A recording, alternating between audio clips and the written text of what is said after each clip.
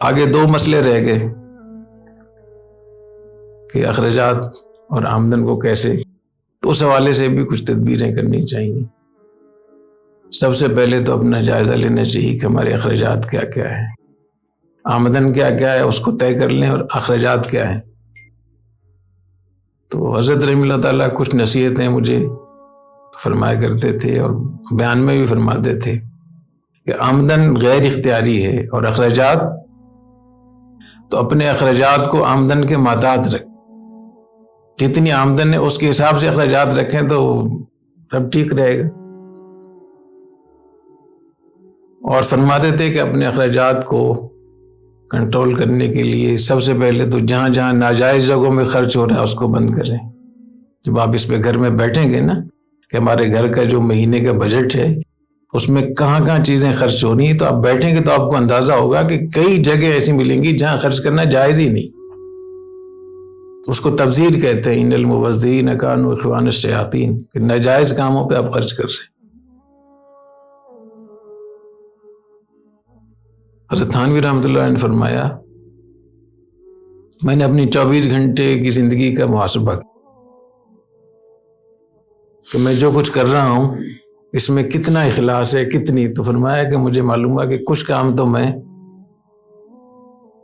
نیکی سمجھ کے کرتا ہوں، کچھ کام میں بغیر ویسے ہی کرتا ہوں۔ تو اتنے بڑے حکیم علماء وہ اپنا احتساب کر رہے ہیں۔ تو جب آپ اپنا احتساب کریں گے، اپنے اخراج جہاں جہاں آپ کے اخراجات ہونے، تو آپ کو بہت سی جگہ ایسی نظر آئیں گی جہاں خرچ کرنا جائز ہی نہیں ہے، وہ تبذیر ہے، جو سب سے بڑا گناہ کبیرہ ہے۔ دوسرے نمبر پہ اسراف، کہ وہ خرچ کرنا جائز تو ہے لیکن اپنی حیثیت سے زیادہ خرچ کر رہے ہیں۔ یہ جتنی بھی ہم گھر میں کوئی بھی نہیں ہے، ایئر کنڈیشن بھی چل رہا ہے، بتیاں بھی جل رہی ہیں، پنکھے بھی چل رہے ہیں، تو حضرت فرماتے تھے یہ اسراف نہیں، تبذیر ہے۔ تو ناجائز جگہ پہ خرچ کر رہے ہیں اس کو۔ ہاں آپ موجود ہیں اور پھر آپ ایک آپ کے لیے وہ کافی ہے پنکھا، 4 پنکھے اضافی کیوں چلائے ہوئے ہیں؟ تو یہ 4 پنکھے جو اضافی چل رہے ہیں یہ اسراف۔ تو جب آپ اپنے اخراجات کو اس نیت سے دیکھیں گے کہ کہاں اسراف ہو رہا ہے، کہاں تبذیر ہو رہی ہے، تو آپ کو بہت سارا وہاں سے بچت ہوگی۔ پھر آپ یہ دیکھیں کہ اپنے اخراجات کو کہاں کہاں آپ کم کر سکتے ہیں۔ سب سے بڑا مسئلہ تو خریداری کا ہوتا ہے۔ تو یہ جو شاپنگ کے لیے خواتین جاتی ہیں جو چیز اچھی نظر آئی اس پہ ہاتھ ڈالا، اور بچے جو چیز اچھی نظر آئی تو بچے مچل جاتے ہیں۔ تو جو حالات ابھی پاکستان کے آ رہے ہیں، جو حالات چل رہے ہیں جس طریقے سے، تو اپنے دین کو، اپنی عزت کو، اپنے گھر کو، اپنے بچوں کو، اپنی صحت کو، اپنے مستقبل کو خطرے میں نہ ڈالیں، اپنے اخراجات کو کنٹرول کریں۔ تو خریداری میں جو چیز آپ خرید رہے ہیں، سب لوگ کوشش کرتے ہیں کوئی برانڈڈ چیز ہو، اچھی چیز ہو، باہر کی چیز ہو، حالانکہ وہی چیز، اسی کوالٹی کی چیز یہاں سے بھی مل جاتی ہے۔ بس اوقات صرف دکان کا فرق ہوتا ہے کہ یہ ایک لشپش دکان ہے، اس میں ٹیوب لائٹ اور ساری چیزیں لگی ہیں تو وہ ڈیکوریشن کے پیسے بھی لیتے ہیں۔ وہی چیز آپ ادھر چل جائیں تھوڑے فاصلے پہ، وہ جتنی اضافی چیزیں ہیں اس سے آپ بچ جائیں گے۔ لیکن جو بہت اعلیٰ قسم کی چیز ہے اس میں درمیانی بھی ہوگی، اس میں کم درجے کی بھی ہوگی، تو وہاں سے بھی آپ بچت کر سکتے ہیں نا اپنی۔ حضرت رحمہ اللہ تعالیٰ فرمایا کرتے تھے کہ وہی چیز خریدیں جس کے لیے گھر سے نکلے۔ بازار جا کر کوئی داعیہ پیدا ہوتا ہے، کوئی چیز دے کر دی خارش ہے، یہ آپ کی ضرورت نہیں ہے۔ تو فرمایا تھے کہ وہاں جا کر کوئی چیز آپ کے دل میں دیکھ کر تو اس کو کبھی نہ لیں، مطلب آپ کی ضرورت میں نہیں ہے۔ اور جب جائیں کوئی چیز خریدیں تو اس پہ ہوم ورک کر لیں۔ فرمایا تھے کہ 3 دکانوں پہ جائیں، کم از کم 3 دکانوں پہ، اور دکاندار سے کہہ لیں کم سے کم آپ بتا دیں، میں اور بھی دکانوں پہ جاؤں گا، اگر اس سے کم کسی نے نہیں دیا تو میں آپ ہی سے لوں گا۔ کہ دوسرے کے پاس چلے جائیں، تیسرے، اس سے آپ کو ریٹ کا اندازہ ہو جائے گا۔ آج کل بچوں میں تو یہ سلسلہ ہو گیا کہ وہ تو پوچھتے نہیں، اپنی شان کے خلاف سمجھتے ہیں کہ ہم یہ معلوم کر لیں، بھاؤ تاؤ کر لیں، پوچھ لیں۔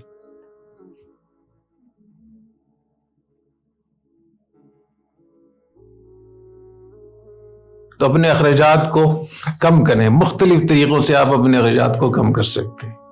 پھر جب آپ نے کم کر لیے تو ان پہ کنٹرول بھی رکھیں. اور ایک دم جیسے موٹاپے کو روکنا مشکل ہوتا ہے ایسی اخراجات کو خواتین کو اس کو روکنا مشکل ہوتا ہے. اپنے اخراجات کو کنٹرول کریں. تو اسی میں آپ کو جب آپ محنت کریں گے, کوشش کریں گے, تو جو لوگ اس کے ماہر ہیں کاسٹ مینجمنٹ کے, وہ کہتے ہیں کہ عام لوگ 50% کم کر سکتے ہیں, اپنے اخراجات 50% کم کر سکتے ہیں, بشرطے کہ وہ سمجھ کے ساتھ بیٹھے. اس طرف آپ آ جائیں کہ آپ کی آمدن جتنی آ رہی ہے, آمدن کو بڑھانے کے لیے کیا چیزیں کر سکتے ہیں. میں جب کراچی میں آیا تھا مجھے یاد ہے اس وقت 3-3.5 روپے ڈیزل ہوتا تھا اور 6 روپے 7 روپے پیٹرول ہوتا. اب کہاں سے, اب تو ایک ہی وقت میں 60 روپے اضافہ ہو رہا ہے, اور اس کی وجہ سے پھر آگے کیا کچھ ہوگا. جتنا ہمارا زر مبادلہ ہے وہ اتنا کم ہو گیا ہے کہ پاکستان کی تاریخ میں اس کی مثال نہیں ہے. ایکسپورٹ بہت کم ہو گئی ہے, اور اسٹاک ایکسچینج کہاں پہنچی ہوئی ہے. تو ہر چیز مہنگائی کی طرف جا رہی ہے. تو جو اوسط درجے کے گھر ہیں ان کو بہت مشکلات ہو سکتی ہیں. تو اپنے اخراجات کو بچانے کے لیے اور اپنی آمدن کو بڑھانے کے لیے کوشش کریں. یہ ہمیں کرنا ہوگا, اور یہ ہمارے دین کا حکم ہے ہی. اور قناعت اختیار کریں, لوگوں کو صبر کی تلقین کریں, شکر بتائیں کہ اللہ کی نعمتیں اس میں بہت زیادہ ہیں.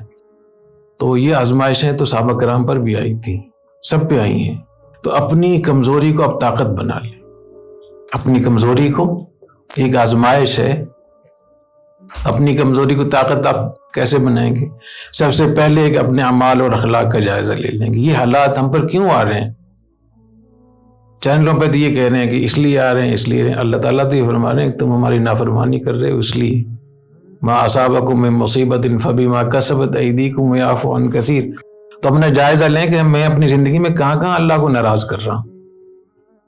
تو اس کے نتیجے میں آپ توبہ کر لیں گے, اپنے اعمال اور معمولات کو بہتر کر لیں گے, گناہ چھوڑ لیں گے. تو یہی کمزوری آپ کی طاقت بن گئی, نہیں بن گئی. وَلَوْلَا أَن تُصِيبَهُم مُّصِيبَةٌ بِمَا قَدَّمَتْ أَيْدِيهِمْ فَيَقُولُوا رَبَّنَا لَوْلَا أَرْسَلْتَ إِلَيْنَا رَسُولًا فَنَتَّبِعَ آيَاتِكَ وَنَكُونَ مِنَ الْمُؤْمِنِينَ. اللہ تعالیٰ فرماتے ہیں کہ اگر ہم نے ان پر مصیبت نہ بھیجی ہوتی تو یہ کہتے کہ آپ نے رسول کیوں نہیں بھیجا ہمارے پاس. تو معلوم ہوا کہ جیسے رسول کے پاس ایک پیغام ہوتا ہے, ایسی اللہ تعالیٰ نے اس آیت میں مصیبت کو بھی ایک پیغام قرار دیا کہ اللہ تعالیٰ کی طرف سے پیغام ہے, سمجھا اس کو. تو یہ پیغام ہے, اس پیغام کو اگر ہم سمجھ جائیں, اللہ تعالیٰ کی گرفت کو, تنبیہ کو, اور ظہر الفساد فی البر والبحر بما کسبت ایدی الناس لیذیقہم بعض الذی عملوا لعلہم یرجعون, کہ بحر و بر میں جو فساد برپا ہے یہ اللہ تعالیٰ نے بعض گناہوں کو کی سزا دی ہے, سب کی نہیں ہے. لعلہم یرجعون, تاکہ لوگ واپس آ جائیں. یہ اس میں پیغام ہے. وَلَنُذِيقَنَّهُم مِّنَ الْعَذَابِ الْأَدْنَىٰ دُونَ الْعَذَابِ الْأَكْبَرِ لَعَلَّهُمْ يَرْجِعُونَ. ہم بڑے عذاب سے پہلے چھوٹے عذاب دیتے ہیں تاکہ لوگ واپس آ جائیں. وَمَا نُرِيهِم مِّنْ آيَةٍ إِلَّا هِيَ أَكْبَرُ مِنْ أُخْتِهَا وَأَخَذْنَاهُم بِالْعَذَابِ لَعَلَّهُمْ يَرْجِعُونَ. اس کا مقصد ہے کہ تم واپس آ جاؤ. تو اگر آپ واپسی شروع ہو جاتی ہے, اپنے اعمال, اخلاق اور ذمہ داریوں کا احساس, تو اللہ تعالیٰ دوبارہ ہمیں یہ چیزیں عطا فرمانا شروع کر دیں گے. تو اس کمزوری کو اپنی طاقت بنائیں. اور جب آپ اس پہ سوچیں گے کہ میں اپنی آمدن کیسے بڑھاؤں, تو آپ کو کئی چیزیں نظر آئیں گی کہ اس طریقے سے بھی یہ محنت کروں, یہ محنت کروں, یہ محنت کروں.